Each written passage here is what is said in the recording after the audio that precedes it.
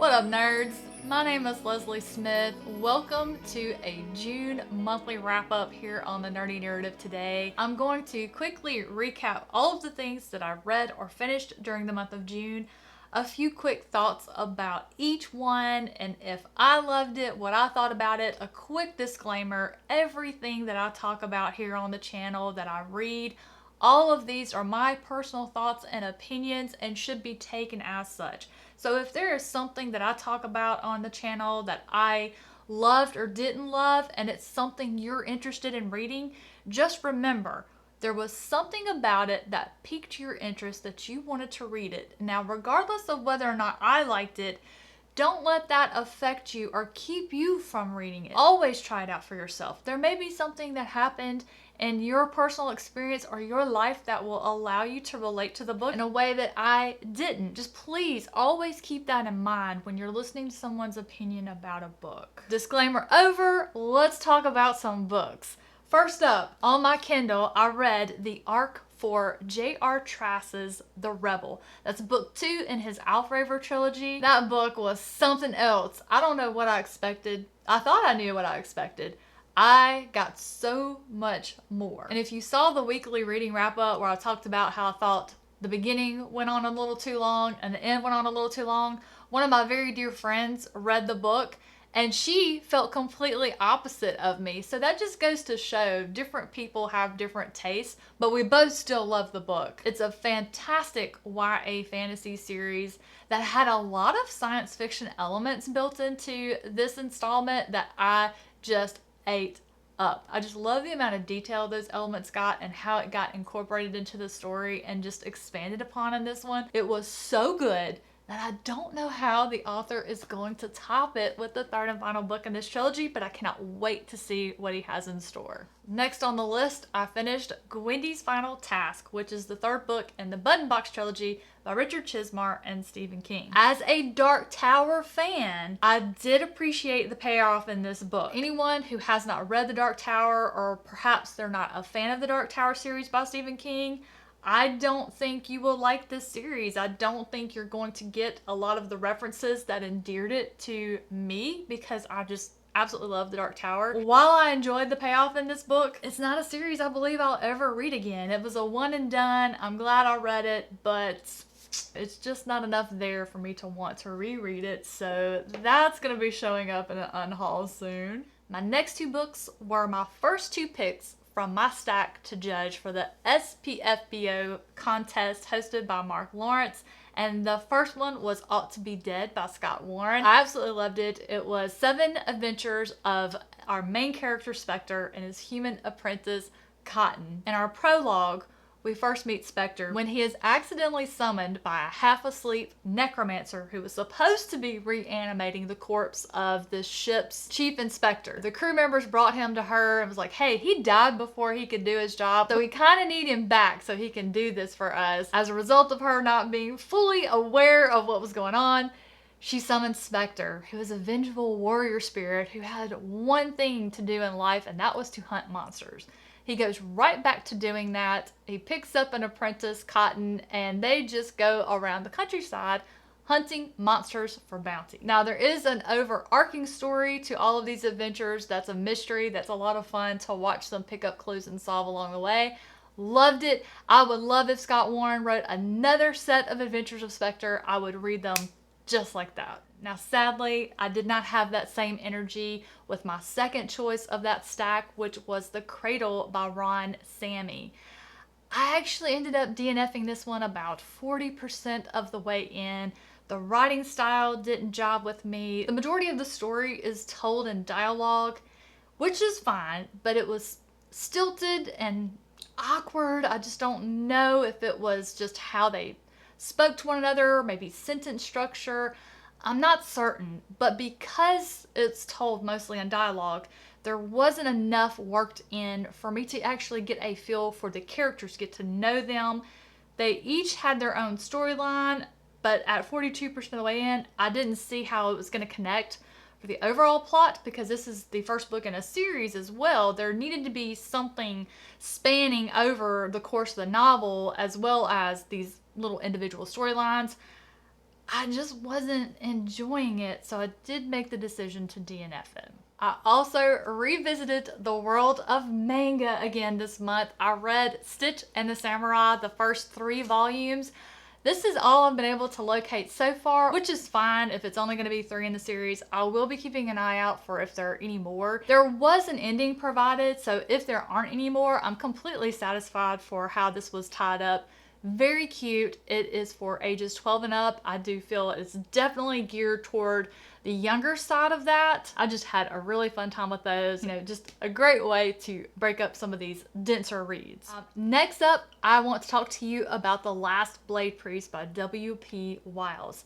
This is an arc that was so kindly sent to me by Angry Robot Books.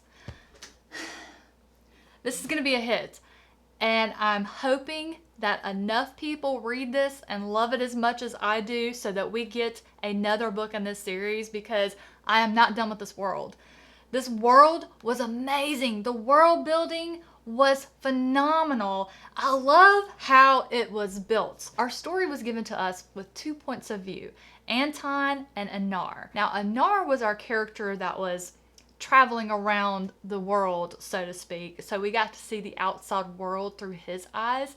Anton remained stationary for the most part in a fortress that was right outside the mountain that was the god that they worshipped in this world, Kraith. Even though Anton stayed stationary, he built the religion and the politics between the priest and the kingdoms. It's so good. I'm going to be doing a dedicated review for this one. It comes out July 12th. Fantasy lovers, you are going to want to get your hands on a copy of this book. I know the Broken Binding is selling copies that are signed by the author. I think they have 100. I will see if I can locate the link and put that in the description box down below. Another phenomenal fantasy read for completely different reasons is The Coward by Aryan.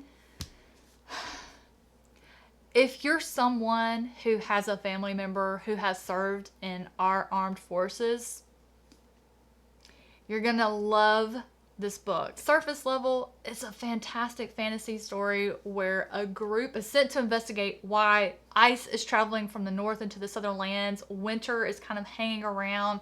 They fear that the ice lich or something else has returned in the north. Previously, 10 years previously, our main character, Calcresia, had gone there with a group of heroes where the ice lich was slain, but now something else is happening. King Bledsoe has recruited Kale to go north once again and see what's going on. It's a great story. The formation of our fellowship is hilarious. I've never seen it done this way before. Absolutely loved it. So we have a new group going to the north. They're encountering different types of magic and monsters and all of that. It's a fantastic story. But what I connected to is the character work of Kel and one particular other younger character, Garen. When I realized what was happening, I thought to myself, have I ever read another fantasy story like this? And the answer is no. And what's different? Kale did not travel north with all those heroes and come back unscathed. He was broken. The trauma of everyone else in the group slowly dying or succumbing to injuries. They were not perfect people. Just seeing that the heroes that he admired growing up were flawed. And just what he went through, the killing and the fighting, it affected him. And just the long-term post-traumatic effects of that. No other time I've read in fantasy did a hero suffer. Yes, guys, I know it's a fantasy story. It was just nice for a hero to feel human. Kind of like how we all love Batman. He's a badass because he's just a mortal man with a lot of money for really cool toys where he whoops tail. It's not some superpower he got by accident, which leads to all of us just having massive amounts of respect for him. Calcresia is the Batman of the fantasy world. Now that was a good blurb. Let's talk about another DNF. I DNF'd the first book in the Firefly series, Big Damn Hero. I was shocked. I thought I was gonna love this one. I didn't. I mentioned in my weekly reading wrap-up when I got to it, it was like somebody was sitting down on their couch watching the first episode that aired, and they just wrote down what they saw. There was absolutely zero depth provided. And I was just left thinking, I would much rather put this down, quit wasting my time, and go watch the TV show again, because I have it on Blu-ray and I have the movie and I love it. And that's all it made me do, was want to go and watch the show, which kind of leads me to agree with Michael Nipp. He had a video a while back that said that, you know, whatever the original medium of a story was, whether it be a TV show, later adapted to books, or vice versa, we tend to like whatever medium we first get introduced to it. I have to agree. This was just, it was just bad. Like, I didn't pay for the book. It was one that I chose out of the Sisterhood of the Traveling Book Box, which if you haven't seen that video, I will put that down in the description below. That was a really fun thing where Feeny Reads put together this idea where she would pack a box full of books and it just traveled around to a bunch of different booktubers where we'd pull books out and replace them. At any rate, I pulled that one out. I saw Firefly and I was going to have it. When I was reading it and it didn't work for me, I then purchased the audiobook because sometimes if the printed words, I can't make it come to life. I'll then try the audiobook to see if the narrator can breathe life into it. Sadly, my library didn't have it, and probably the reason why is because it sucks. I'm so sorry. Moving on. I finished Stephen King's Skeleton Crew. I love this collection. So many of these stories are favorites. They're top tier reads for me. There were some that I liked a whole lot. There were some I just liked a little. The top tier stories by far and away override the 2 or 3 that I thought were just okay. I can't recommend this one enough. It's definitely my favorite over Night Shift. Another collection I finished is Zora Neale Hurston's The Complete Stories. And I say finished, but I didn't realize more than half of these stories I've already read previously in one of her other collections, so I only had about 7 or 8 in this one to read. You know, it's Zora Neale Hurston. I loved it. The woman can write no wrong. I am so upset that I'm almost done reading all of her works. It's okay though. I'll go back and reread. It's okay. Another collection that I finished is Richard Thomas's Tribulation. 5-star read for me. These stories will make you think. They're speculative fiction, they're horror, they're heartwarming. It's a collection of stories where the theme is suffering and sorrow and how human beings deal with that. It shows people digging down deep for that one little pinprick of hope and using that to get through to the other side. I loved it. Absolutely loved it. I think there is one more collection of short stories that Richard Thomas has that I haven't read yet. I'm going to have to get my hands on it. The other one I read by him is Spontaneous Human Combustion. It is so good. It's so good. Let's talk about the book that was voted for our June pick for the Wine and Crime Book Club. The Lake of the Dead. Now, this is a 1942 classic. Later had a film adapted, I want to say 1958. This is still considered Norway's all-time best crime thriller. From what I read, this book never goes out of print, and to this day, it has never dropped below the number 3 spot in the top books of Norway. Interestingly enough, the author wrote ahead of his time, so it still felt sort of modern. Now, this is a translated work. It was just translated for us over here in America in February of 2022. I do think there was a little bit lost in the translation in that there was supposed to be some funny remarks regarding women. It was supposed to be in good fun and good humor.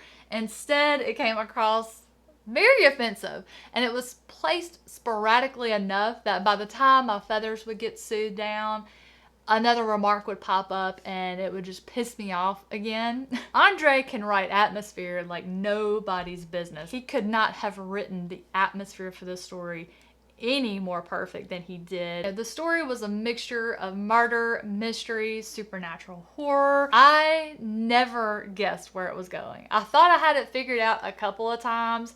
I was very, very, very wrong. And while it didn't work for me, this one was a little bit on the lower end of the rating scale for me. I was impressed by some of his character work, and that if some of his other novels have been translated, I'm actually interested in trying them. So it definitely was not a waste of time or anything like that. Plus, it gave us a great discussion for our live show, which I'll link below if you want to catch that if you have read the book or watched the movie. I've been trying to get my hands on a copy of the movie, but because it's so old, I've just not been able to find a streaming service it's on or a disc or anything like that. I'm not going to give up. I'm not going to give up. And I saved the best for last. A hidden gem in the fantasy world. I read An Alchemy of Mask and Mirrors by Curtis Craddock. Never heard of this author. Never heard of this book or this series. It's called The Risen Kingdoms. I think there's 3 books. I will be reading those books. This was my patron pick of the month. I don't know where Kate saw it from. I'm so glad that she picked it for me. I saw it was blurbed by a few authors that I'm a fan of, like Brandon Sanderson. While I don't typically put a whole lot of stock into blurbs because I just found more often than not it's a marketing ploy that has nothing to do with the book whatsoever. Yeah, I do look at who it came from. And I was like, okay, well, Brandon Sanderson's heard of this cat. Why haven't I?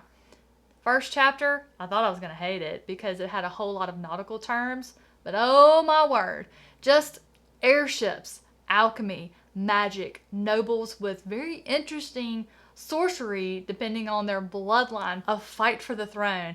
This book legitimately could blurb and say, if you like Game of Thrones, you will like this story. I just absolutely love this. I was obsessed with it.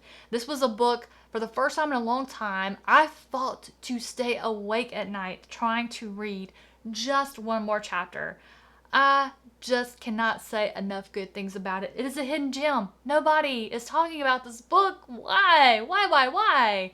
I hope it's not because the rest of the series sucks. I'm going to read the next 2 books. I'll definitely be telling you guys all about it. I will be doing a dedicated review for An Alchemy of Mask and Mirrors. I don't know if it's up by now or not. If it is, I'll have a link down in the description in the cards. That will do it. Those are all of the books that I read this month, ones that I finished that I've been working on through previous months, and of course the 2 that I DNF'd. How was your month of reading? Did you find a hidden gem? Have you read An Alchemy of Mask and Mirror by Credit Credit?